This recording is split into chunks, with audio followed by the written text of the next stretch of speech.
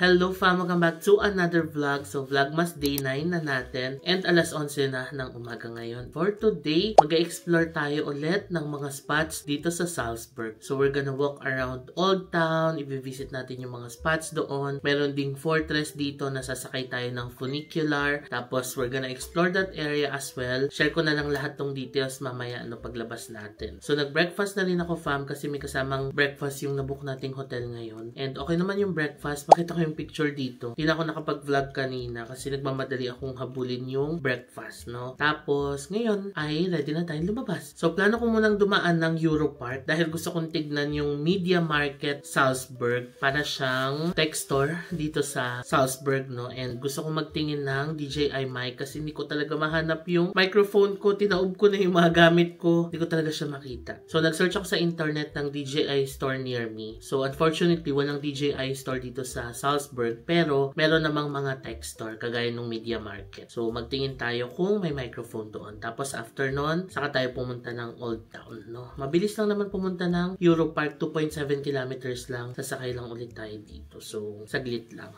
no? So tara fam, ready na tayong mag-explore ng Salzburg for today. And we're out. Alam nyo fam, we are blessed with the good weather today. Thank you Lord. Napakaganda ng araw. Wow, tapos kitang-kita yung Alps. So favorite talaga natin yung Alps dito, no? Ayan, ang ganda ng araw. Diba? Thank you, Lord. Masarap mag-explore kasi ang lamig nung weather pero maaraw. So, thank you, Lord. Ngayon, sakay tayo ng tren. Dalawa yung options natin. Pwede tayong mag-tram, pwede tayong mag-tren. Bait nila. Ngayon, mas mabilis yung tren. Dito na ako sa station. So, in 7 minutes, darating na yung tren. Tapos, ang biyahe ay 6 minutes lang papunta sa Europark. 3 stops lang, no? Ang ganda nung Salzburg Station, no? Ayan. Tapos, kita na yung Alps doon banda. Ganda dito sa Austria, no? Grabe. Wala akong masabi, kundi ang ganda talaga. Dito na tayo sa tren. Ayan, OBB yung sasakyan nating tren.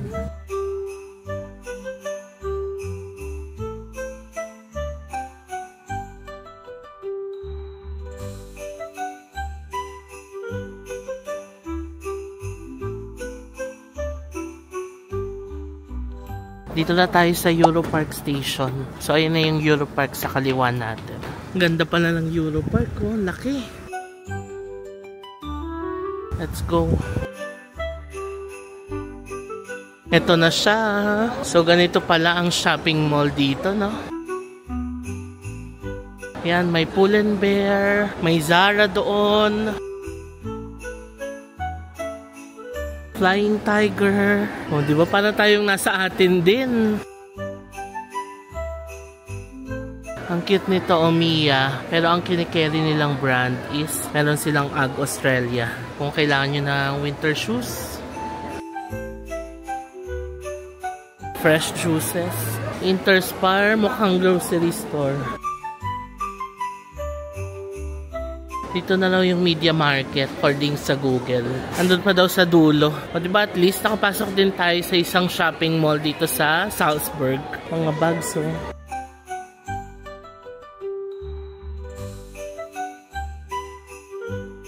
Ito na ang Media Market. Para pala tong big camera. Ang dami. May iPhone din sila. Hanapin natin yung DJI section. Dami. Ito na yung DJI. Meron kaya silang microphone. Ayan, meron.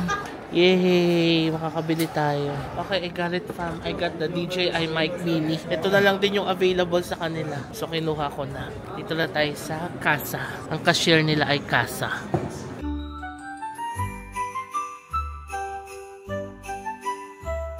We're done. Ganun ang kabilis. 99 euros. Nakasale siya 79 euros na lang. Yan, Media Market. Yay! Thank you so much. At may mic na tayo. Ito dalawa to. Diba? So may backup tayong isa if ever na mawala ulit. Or kung kailanganin natin ng dalawang mic, at least may magagamit tayo.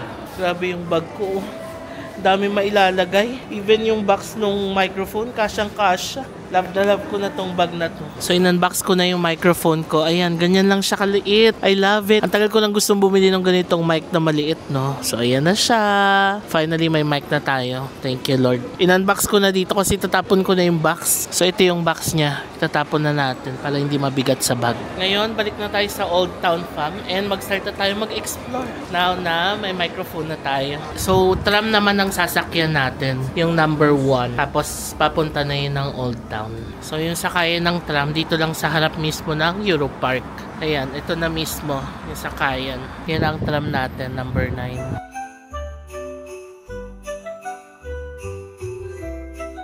So, 19 minutes yung biyahe natin. Mas mabagal yung tram, no? As compared sa train, kasi maraming stops yung tram. Pero okay lang kasi pag nag-train, mas mahaba yung lalakarin mo. Minsan, delayed pa yung train. Yan yung tram. Gamit ko na yung DJI mic natin. Ayan, liit lang.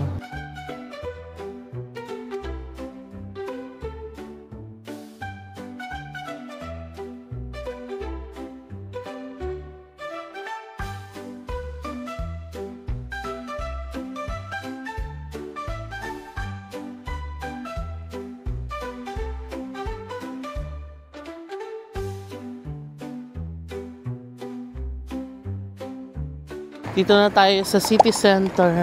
Yan pa, may kalesa ulit dito. So ngayon, maglalakad na lang tayo papunta sa Salzburg Cathedral. Pinuntahan natin yung area na yun kagabi for the Christmas market, di ba? Pero ngayon, pupuntahan natin yung cathedral mismo. Maglalakad na lang tayo mula dito. So kahapon nakita natin yung residence ng Mozart family, no? Ito naman yung bahay nila. Dito ipinanganak si Mozart. Ayan. Itong yellow house na ito. Tingnan nyo, ang daming mga tourists, oh. So, dito lang din siya sa loob ng Old Town. And then, ito na ang shopping street. So, dito rin tayo dumaan kagabi, diba? So, dito rin yung way papunta sa cathedral. Ito na ulit yung Christmas market na binisit natin kahapon. Pero ngayon, fam, ang agenda natin is ang cathedral. Let's go. So, ready na tayong pumasok sa cathedral. May bayad ang ticket, fam. 5 euros for the entrance ticket. Ito na yung entrance. Let's go. Ayan na, magsascan ka ng QR code dito. Yun. Ito na ang cathedral. Wow, ang ganda. So itong Salzburg Cathedral pala, fam, is a Baroque masterpiece na ginawa noong 1614 to 1628. And alam nyo ba, fam, na dito bininyagan si Wolfgang Amadeus Mozart. And then ito daw ang pinakamalaking early Baroque church sa north of the Alps na ginawa ng mga Italian architects. Sobrang hina lang ng boses ko, fam, pero may mic na tayo. Kaya for sure maganda ang pasok ng audio. Halika, libutin natin yung Salzburg Cathedral.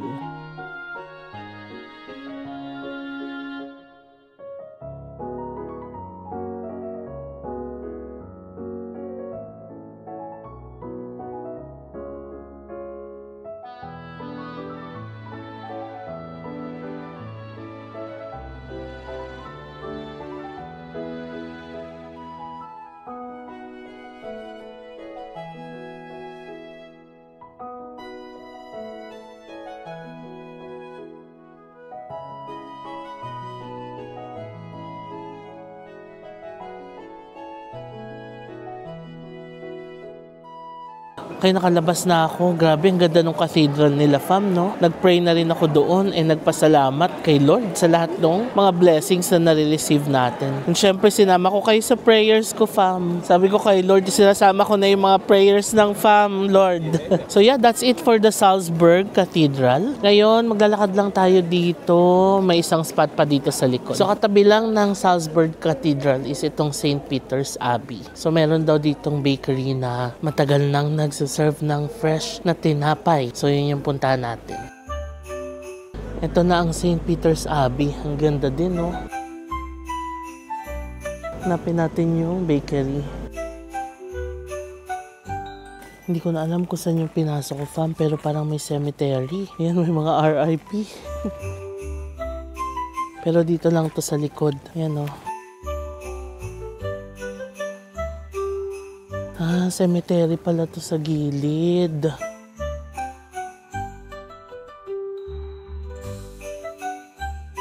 Ayan oh.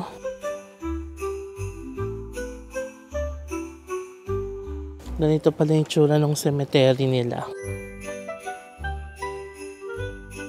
Ito na yung bakery farm. So it's been operating for about 700 years na. May daan naman pala dito sa gilid ng cathedral. Pero dito kasi tayo dumaan sa St. Peter's Abbey. Ayan o, yan lang yung cathedral eh. So umikot tayo doon. Pero at least nadaanan natin tong sementeryo banda, no? At least nakita natin. So ngayon, pasok tayo dito sa may bakery. Tignan nyo pa ano kaya to.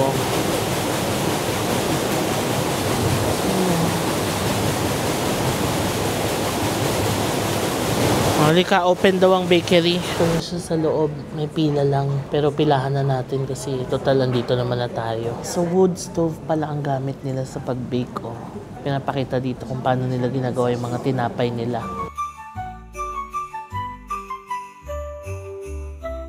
So ito yung mga tinapay na available sa kanila. Ano kaya pipiliin natin? Kozo, Fenbrot. Ang bango dito. Ganyan sila gumawa ng tinapay. Ito na ang ating tinapay. Parang mga 15 minutes yung pila sa loob. May raisins pala siya. Okay naman. Sakto lang for me. Para masarap siya partner na ng kape. Ngayon, akyat na tayo doon sa taas. So sasakay tayo from ng funicular paakyat. So ito na yung bilihan ng ticket. Ayan na, funicular. And ang basic ticket is 14.5 euros. Ang all-inclusive is 18. Kapag kinuha mo yung 18, may entrance ticket ka na sa mga attraction sa taas. Got our ticket, yung basic lang kinuha ko. Ito na pala yung funicular. Paalis na siya.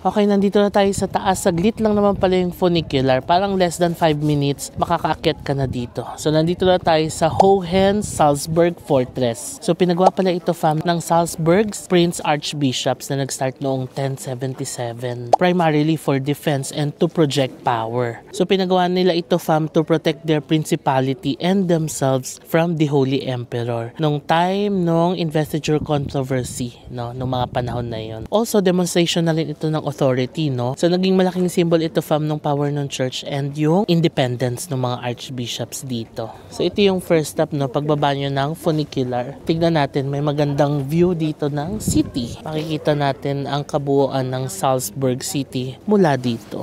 Wow, ang ganda!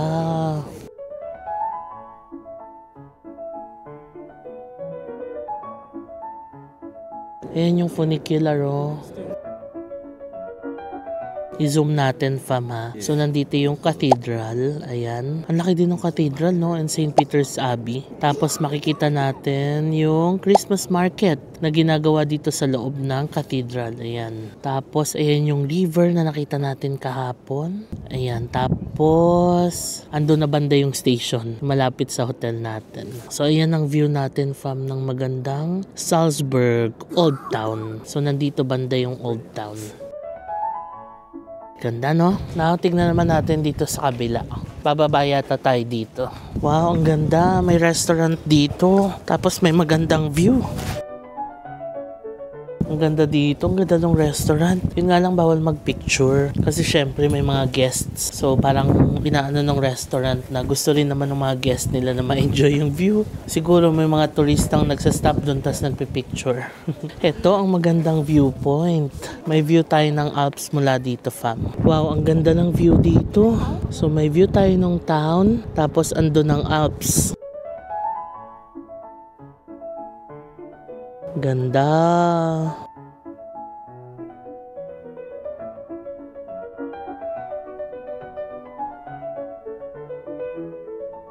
Alam nyo ba, fam, na itong fortress na ito was never conquered? As in, hindi talaga siya nasakop ng kahit sino. By the time na pinatayo siya dito hanggang ngayon, walang ibang foreign people ang sumakop dito sa fortress na ito. Yan lang. Ang ganda ng view natin. Lamig. Ayan na siya. Ang ganda.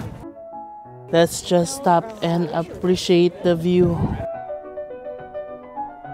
Thank you, Lord, that we are here sa Salzburg, Austria. At nakikita itong ganito kagandang creation. Wow. Di pa tayo dito sa kabila. Tingnan naman natin. So, ito yung view dito sa kabila. Medyo against the light, no? Pero ayan siya. Napakaganda. Now, pasok naman tayo dito. Ganito pa pala siya sa loob. Malaki pa siya, oh.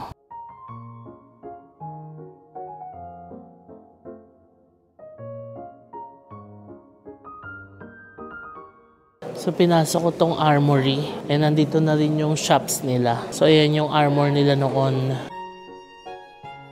Ayan, cute. Ayan talaga yung armor nila, no? Imagine gano'n kaya kabigat yan, no? Ayan, may mga pana pa sila. So, ito naman yung mga armor nila para sa ulo. Galing, ganda. And then, paglabas mo, souvenir shops naman. Ayan, oh. So may Christmas market din dito, fam, sa taas ng Hohen Salzburg. However, hindi kasi natapat ng weekends ang trip natin dito. So open yung market nila ng Friday, Saturday, and Sunday. Pero Tuesday kasi ngayon, di ba, kaya sarado siya. Grabe no, nagawa nila to nung sinaunang panahon pa.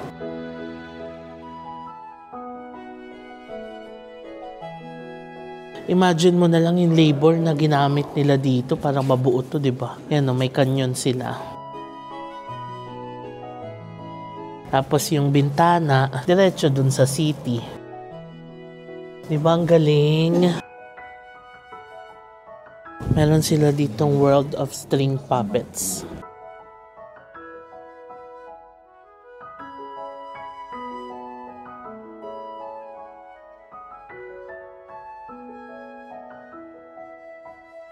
Galing, no? Amazing, pero parang medyo nakakatakot. Labas na tayo.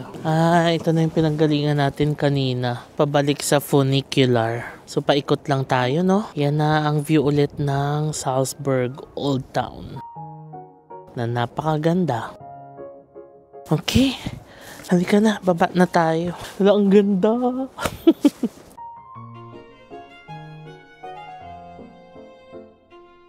So that's it for our Hohen Salzburg experience. Ganda, no? Biruin mo, isang fortress na ito na ilang taon na ang nakalipas simula nung ginawa. Pero andito pa rin siya. Ayan. Ngayon, baba na tayo.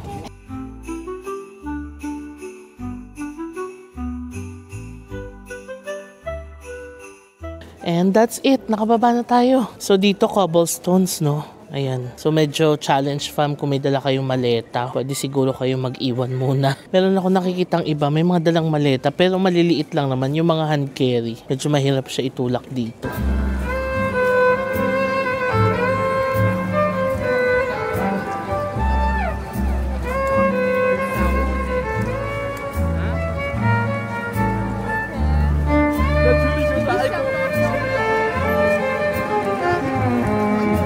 Ngayon, kain naman tayo sa restaurant pa. Maiba naman. Kasi lagi tayong night market, Christmas market, di ba? At least makatry man lang tayo ng restaurant dito sa Salzburg. So, nag-search ako ng masasarap na restaurants near me. And then, may nakita akong isa dito na malapit. Yan, dito lang siya banda. Here's the restaurant. Zwettler's Risthaus. Ay, hindi naka-English yung menu nila. Beer, alcohol. Ano kaya silang English menu? Dito na ako sa loob. Ang ganda na sa bar area tayo. Pwede naman daw kumain dito. Since 1863 pa pala sila, no? Wow, ang ganda naman ng beer nila dito. Kaiser Karl. Cheers! Ay, sarap. Lager beer. Okay, ito na ang ating schnitzel. Ang laki. Yan o, laki o. Tapos may kasama siyang potatoes and cranberry sauce. Let's eat. Laki. Oh, So, in order ko fam is yung original. So, beef ulit siya. Let's eat.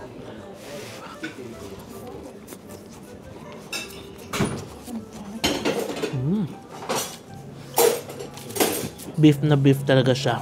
Sobrang beefy nung flavor. And then, ang lambot talaga nung laman. Tapos, hindi siya mamantika. Pero juicy. Ganito yung laman niya, oh.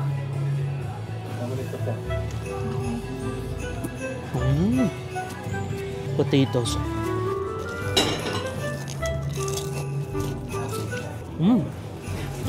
Okay, tapos na tayo kumain. Grabe, busog. Ang sarap. Sarap dito, fam. Try nyo. Sweatler's Worst House. Ang hirap bigkasin, no? Malapit lang siya sa may ice skating rink. Ayan. Kung pupunta kayo dito, anytime soon. Ito na yung ice skating. Tapos may mini Christmas market din sa tabi niya. Ito na yung ice skating rink nila. Ang galing nila, no?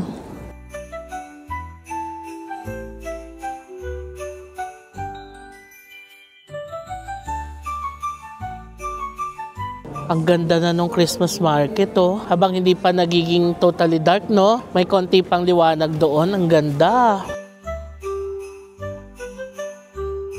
Lakad na ulit tayo pabalik, fam. And nakita ko na naman ang magandang river na may magandang bridge. I-zoom natin. Ang ganda ng kulay ngayon, lalo't kaka-sunset lang. Ganda, no? So, dito lang ulit tayo maglalakad. Pabalik. Ganda, oh. Wow.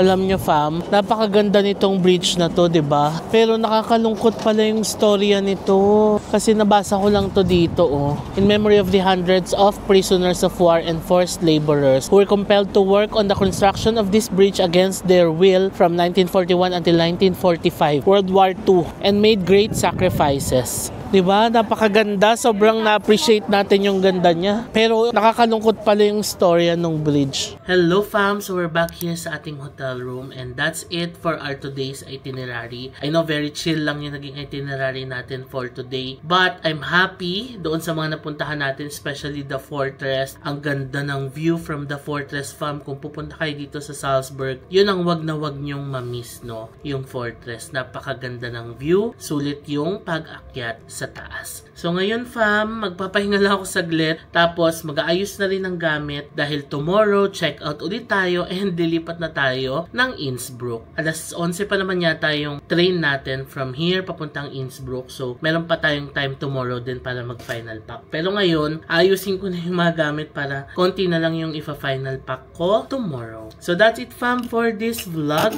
Pag ilan na natin, Vlogmas Day 9 na natin. Wow, di ba? Nagpas 1 week na pala tayo dito sa Vlogmas. And kung pinapanood nyo pa rin yung Vlogmas until now, thank you so much, no? Kung sinubaybayan nyo siya from the Vlogmas Day 1. Maraming salamat, fam. And maraming pang susunod na Vlogmas episodes, no? May 1 week pa tayo dito sa Europe. Tomorrow, excited ako. Innsbruck naman tayo bukas. Share ko na lang lahat ng details about Innsbruck sa biyahe natin tomorrow. So for now, i-end ko na muna itong vlog. Sana na-enjoy nyo itong vlog na ito, fam. So before ko end itong vlog, please follow me sa aking mga social media accounts na i-display ko dito sa screen. Also, kung nagustuhan nyo itong vlog na to, please paki-like nyo naman. And wag nyo kalimutan na mag-subscribe sa aking YouTube channel. Click nyo lang yung subscribe button dyan sa baba, fam, and malaking bagay na sa akin yan. So thank you so much for watching and I'll see you on my next Vlogmas. Bye! Good night!